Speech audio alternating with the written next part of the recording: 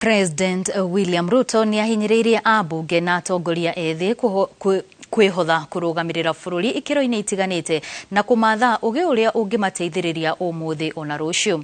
Akĩaria hĩndĩ ya kũrugũria kĩoneki kĩa ngwatanĩro ya ambunge ethĩ Hwaĩ, President ni arahinyĩrĩirie andũ ethĩ gwĩthema kũhũthĩka njĩtũkano-inĩ cia ikundi kana mĩahu ĩtiganĩte.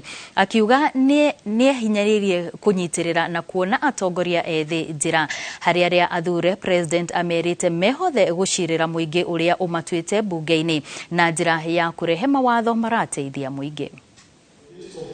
Understand your country. That is how you can legislate better. That is how you are going to know if we are passing the sugar bill, if we are passing the coffee bill.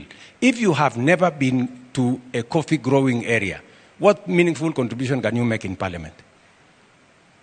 Tutakuwa tunaongea tu hewa. I encourage you, and I am saying this from experience. Myself, I've mentored a few leaders here, not on leadership.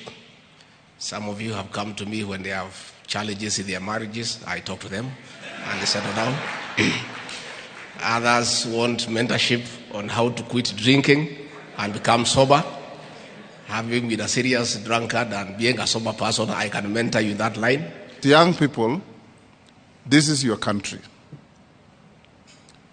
This country belongs to everybody. Don't be hoodwinked into any ethnic definitions and cocoons that can undermine our country.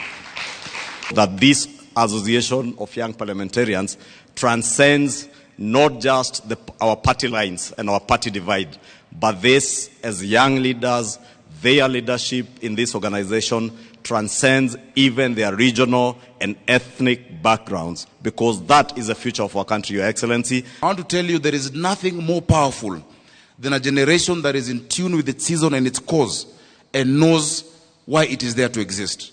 If we come together as young people, we can change this country. Your Excellency, we cannot be talking of young leaders without that visibility that young leaders deserve.